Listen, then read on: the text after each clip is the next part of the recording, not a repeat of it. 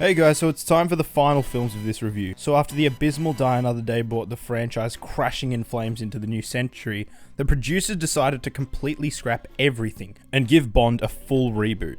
This was no longer the same man portrayed by Connery to Brosnan.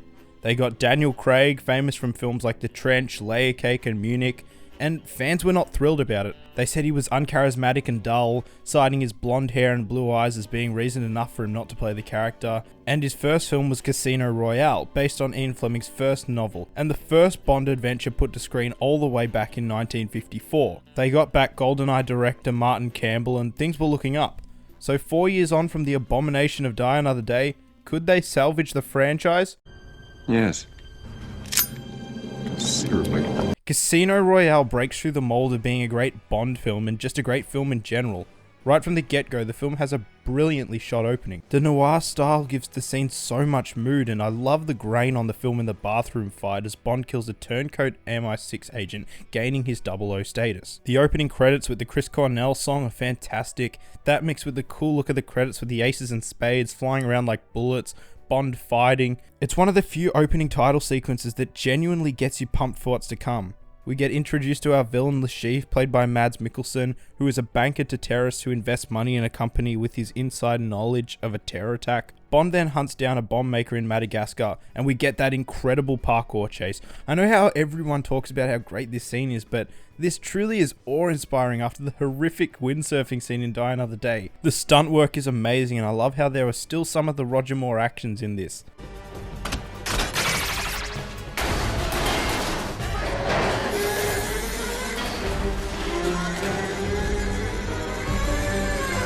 Then he blows up an embassy, escaping with the bomb before meeting up with M, and I love this scene because it shows how Bond and M's relationship is stronger than it was with Brosnan. With Brosnan it always felt like she was his boss, but here it feels more like a mother and son relationship. M being the only person Bond can really trust. Then Bond goes to the Bahamas and meets this guy Dimitri who is in cahoots with Le Chiffre before he wins his car, sleeps with his wife, and then kills him at an airport, before Bond stops the destruction of the plane, causing Le Chiffre to lose all his money. So to deal with this, he organizes a Texas Hold'em tournament at Casino Royale in Montenegro, and Bond is entered by MI6. We get this film's Bond girl, Vesper Lynd, played by Eva Green, who, for my money, is the best Bond girl there is. Their back and forth on the train, trading barbs about their upbringing is fantastic.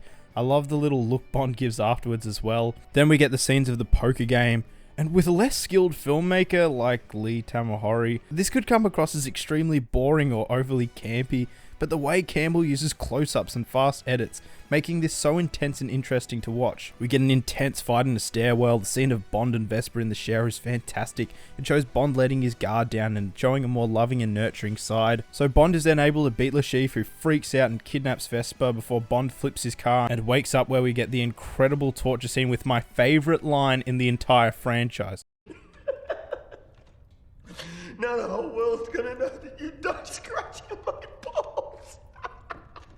Then Le Chiffre is killed by a mysterious figure, then Bond falls in love with Vesper before resigning from MI6, but then, oh no, it turns out that Vesper had a boyfriend and was using the money to pay off a ransom before Bond tracks her down. We get that amazing fight in the crumbling house in Venice. Vesper drowning in a horrific scene. There's that moment of acceptance she has, but then at the last second you see her reach out in horror. And then we get what I consider to be the most emotional moment in the entire franchise. This honestly gets me more than Tracy's death. The look in Bond's eyes, it's not human, he is actually possessed by rage. And then we get that fantastic ending of hunting down Mr. White, where he gives us the iconic line before the theme blares for the first time all film. The name's Bond. James Bond.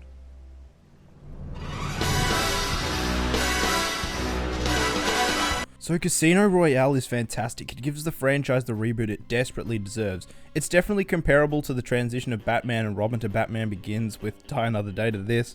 You have films which just feel like parodies of the characters, over-the-top action and ridiculous storylines, and then you just scale it right back. Bring the character to its roots. Make them a human with emotions and vulnerabilities. It's set in a real world despite having some of those Bondy elements in it. Craig is great and brings such an intensity to the character, as well as a vulnerability. Eva Green is the best Bond girl to me. She's the perfect girl for Bond, much like Tracy was, and the action scenes are all fantastic and have some real weight to them. Bond is a real character here, and the film serves as a great way to reinvent the franchise, and this film is definitely a 10 out of 10. So with the next film set up brilliantly, let's see how they went with...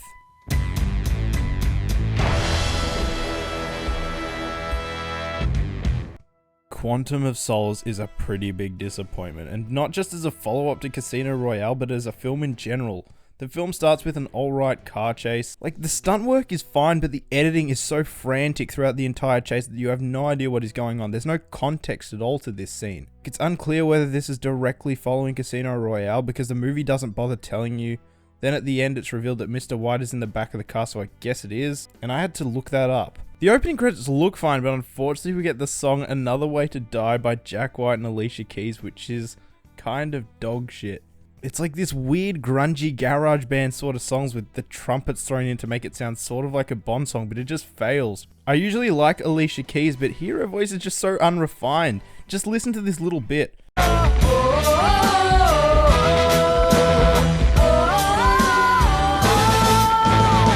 It sounds terrible. So we're in Siena, Italy, and I can't help but think of this.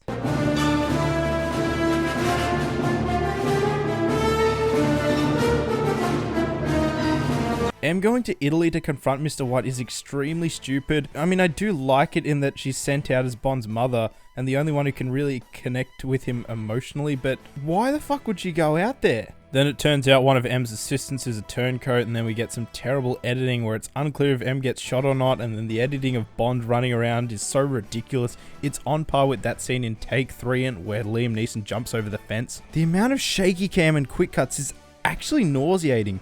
I was watching this on my projector at home and I actually felt sick because of how quickly the whole thing is edited. The following fight is obviously trying to ape off the parkour scene in Casino Royale, but it doesn't have the same intensity as it does. Also, there's little moments of obvious CGI that kind of take you out of it. So there's this secret organization White was working with, and we are introduced to our villain Dominic and Bond girl Camille, both who are two of the weakest of their respective areas. It turns out Dominic is friend with CIA agent Mr. Beam, played by David Harbour. Also, the movie keeps doing weird fonts for each location. In Casino Royale, it was simple and effective. And here, sometimes it's unclear what they had meant to be showing. Like, you're not even sure if it is a title card. So Bond manages to foil a meeting of Quantum at an opera, and the editing of Bond killing guys and the opera is so baffling. You have no idea what is going on. So then Bond goes to visit Mathis and they hop on a plane, I think? They go to a party for Dominic and he reveals how his plan revolves around something to do with energy. This is just pointless. The film only needs Bond going on a vendetta, not all this other junk. They escape and then it's revealed Mathis is in the back of the car before getting shot. He tells him that Vesper loved him before Bond chucks him in the bin. Literally. Bond and Camille get on a plane and head into the desert before getting shot in a scene so stupid.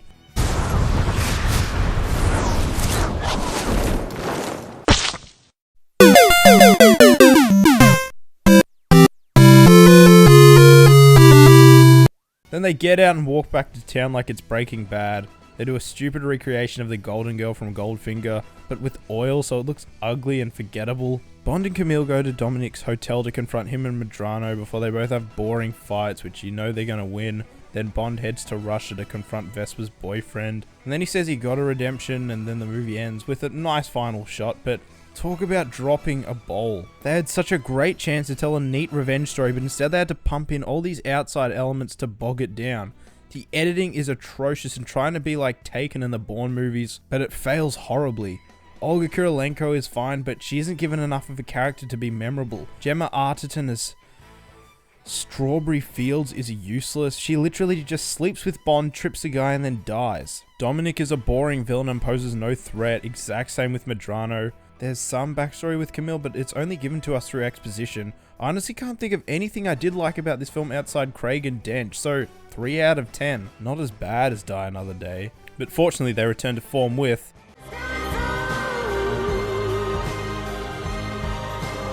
Skyfall is great, you all know that, but why? The start is one of the best in the franchise. We start with a brilliant silhouette of Bond before he and Eve chase down a man with a hard drive containing the names and identities of undercover NATO agents. The chase is brilliant, starting in a jeep, then onto motorbikes to a fight on a train, Bond using a caterpillar to jump carriages before getting incidentally shot by Eve, leading to our brilliant opening credits with the amazing visuals and beautiful Adele song. These are definitely a close second to GoldenEye for me. It does show a bit too much with the locations and even showing Skyfall and some obvious foreshadowing, but still they're fantastic. So MI6 gets bombed and we find Bond on some island enjoying death before we see Wolf Blitzer convince him to head back to London. He gets intel from M that the man he is looking for is heading to Shanghai. We meet our new Q played by Ben Whishaw, who was also in Layer Cake with Daniel Craig. We get an amazingly shot scene in the building at night. Important to note that this was shot by the legendary Roger Deakins, which is why this is easily the best looking Bond film. So after killing Patrice, he heads to Macau where he meets Severine, this film's Bond girl. She's the only one he sleeps with, but she doesn't last long. He fights off her guards who get eaten by some weird looking Komodo dragons. He's taken to an island where we meet our main villain, Raul Silva, played by the brilliant Javier Bardem. I love his intro with the monologue about the rats and it being a metaphor for him and Bond. It's a lot better than another villain metaphor I'll get to. We find out that he's gay or bi or something before he kills Severine but is caught by MI6. He confronts M and reveals his disfigurement before escaping. We get an awesome chase around the underground before making his way to M's hearing, where we get a really great gunfight. This franchise is kind of littered with unforgettable action scenes of people just shooting at each other, but here, it actually works really well.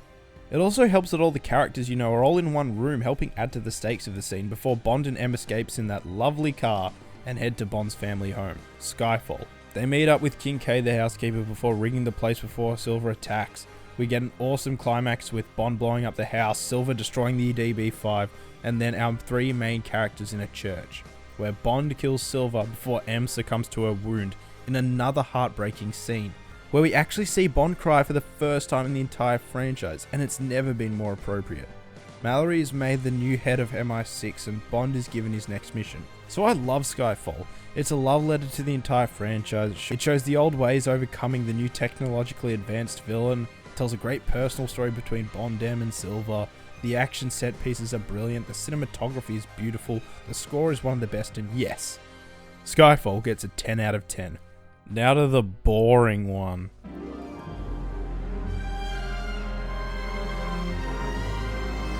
Spectre is, like I said, boring, and stupid, and dull, and lame. Did I say boring? This is easily the biggest waste of potential in the franchise. You have all the same elements of Skyfall minus Deakins, but how could they once again drop the ball with a great setup? The film's opening is cool with a one take through the city of the Day of the Dead festival, although the opening text is incredibly unnecessary. Bond tells this guy after blowing up a city block, and then we get a fight in a helicopter, but it's kind of unremarkable. Perhaps if the helicopter was tailing someone in a car through the city streets. Like, compare this with other Bond helicopter scenes, in particular The Spy Who Loved Me and Tomorrow Never Dies. In both of these, there's a chase which is a lot better than a fight in the thing. Sure, a helicopter flip is cool, but it's nowhere near as cool as a car skidding with the chopper directly over it, or riding a motorbike literally over the top of it. You're just putting a fight in a helicopter. If they're hanging off it and then the guy fell into the propellers or something, okay, cool, but here it's not very exciting or new. So we get the opening credits and look, I don't hate the Sam Smith song, it's just I would prefer someone with a deeper voice to sing it. The titles are just weird with the octopuses, the eyes, the flashbacks of the past movies, hinting of the horror that's about to come. We get introduced to Max Denby, aka C, who is planning to replace the 00 program with his 9 Eyes surveillance plan, which is a stupid side plot that takes up way too much time. So it turns out Bond is on a vendetta for M, to take out these guys to lead him to an organization. So he goes rogue. Hold up, let's look back at this. In Casino Royale, he quit as soon as he became a 00. In Quantum, he is on a personal vendetta the entire film, even though he says, I never left. And in Skyfall, he ditches MI6 until it gets blown up. And then he kidnaps M. And now he's defying authority again. There was only one main film where he defied authority with the old Bond, and they almost shot him for it. But here it's like, oh, we'll threaten to fire Q? So we see Bond in a photo with a guy and another person whose face is burnt out, and it's obvious that it's going to be this film's villain, Franz Oberhauser, played by Christoph Waltz. Bond goes to a funeral for the guy he chucked out a chopper before banging his wife. Then he uses her intel to sit in on a meeting of Spectre. We get a fine car chase through the streets of Rome between Bond and henchman Mr. Hinks, which looks fine and has great music, but during it he's on the phone with Moneypenny getting intel and cracking jokes, so the scene has no tension whatsoever. Bond ejects from the Aston Martin and escapes, going to Austria to find Mr. White, who tells him the guy is everywhere, before telling him to find and protect his daughter, which Bond agrees to do. Why? The fuck would he care? Fuck his daughter. He's the reason the one woman you loved was killed. Why the fuck would you help him now? But no, Bond acts like an irrational idiot and goes to protect her. Then we get more of the stupid M&C plot over surveillance. Then we meet the film's Bond girl, Madeline Swan / White, played by Léa Seydoux. Now, she's an incredible actress. Blue is the Warmest Color is a brilliant film. You should all watch it. This scene especially is incredible.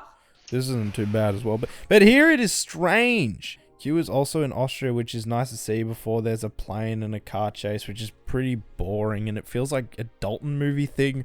Maybe because it's snow or that it is slightly over the top carnage. We find out that Le Chiffre, Green and Silver were all working for Spectre, which the first two fine, but Silver was driven by wanting revenge on M. Didn't seem like he had any other real motives. Then they go to a hotel in a Tangier, which completely tanks the pacing of this film. It gets completely bogged down in exposition and the terrible attempts at character development.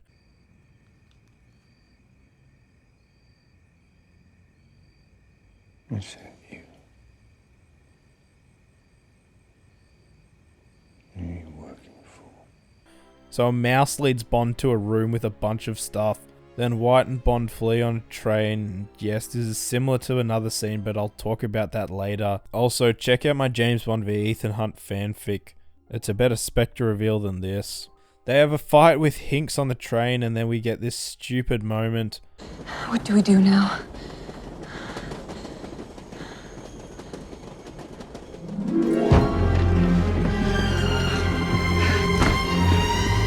I guess this is where he falls in love with her. I hate the scene of Q, Moneypenny and M, as it's just there to point out why they can't help Bond for some reason. It would be so much better to see all four of them working to take down Spectre, not C like they end up doing. I laughed at the photos of Bond and Oberhauser, and then he gives that stupid speech about the cuckoo, which is meant to be like the rat scene in Skyfall, except it sucks. And I love Christoph Waltz, but every time he says cuckoo, it's just so forced. Cuckoo. So then they reveal that they're in cahoots. Use that word too much. Are allied, and Spectre is using the Nine Eyes program before he reveals that he is the author of Bond's pain and behind everything that has ever happened because Bond stole the love of his father, before revealing himself to be Big Shock Blofeld, which is so fucking dumb. You remember that scene in Goldmember where it turns out that Austin and Dr. Evil are brothers? Yeah, that actually happens here though. This is serious. Did no one realize how stupid it was? It's like if in Joker he actually was Batman's brother. Then Blofeld shows Madeline footage of White killing himself and Bond acts really out of character. Turn this off. This is important. I said turn it off! Then ties him up and spouts off dialogue. Madeline says she loves him after knowing him for like 2 days, before Blofeld acts like a dismissive idiot and lets Bond explode him in the face before they escape and head back to London. They break into MI5 where C is, and then Bond goes into MI6 where Blofeld has put up a bunch of A4 profile shots of other people before Bond eventually finds him. C falls to his death. Bond chases Blofeld in a boat and then he acts like a panicky child again. Finish it. Blofeld tells Bond to finish it? Finish what? He ain't the Joker. Also, Blofeld, you might want to check who you test your morals on. This guy sleeps with other men's wives, kills in cold blood, threatens his co-workers' cats. This asshole's gonna kill you. Oh, no, but he loves Madeline, you guys. She'll change his ways. The fuck?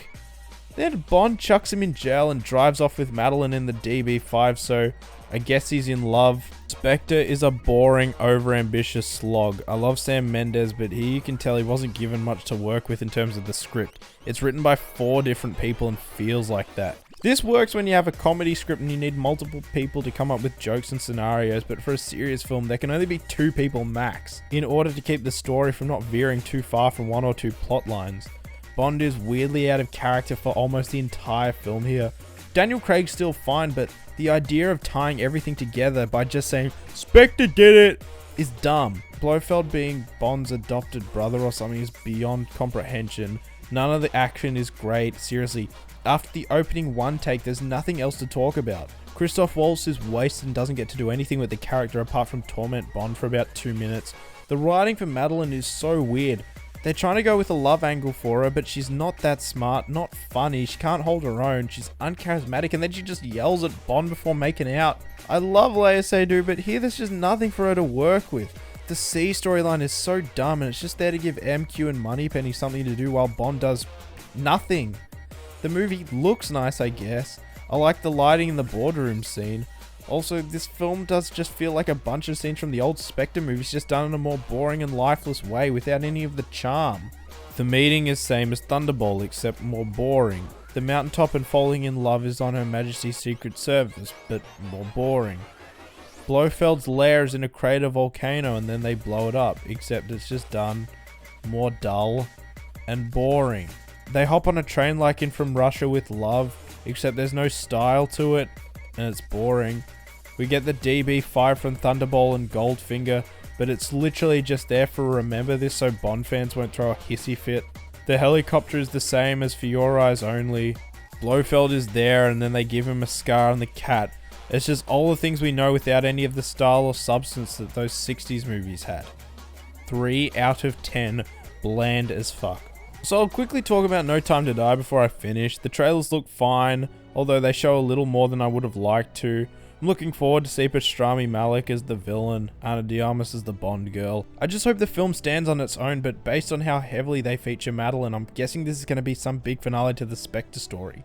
Personally, I hope they keep Waltz for future Bond films and can hopefully improve in the new film and with the next Bond. The song is fine, but unfortunately it seems like they've sacrificed identity for safety. There's nothing memorable about it. It sounds like the last two we've got, just quieter. Another Way to Die might have been crap, but at least I remember it. But I have decent hopes for it. Cary Fukunaga is directing, who directed the brilliant first season of True Detective, so that's something to be excited for. And hopefully there's a pattern of being good crap, good crap, good.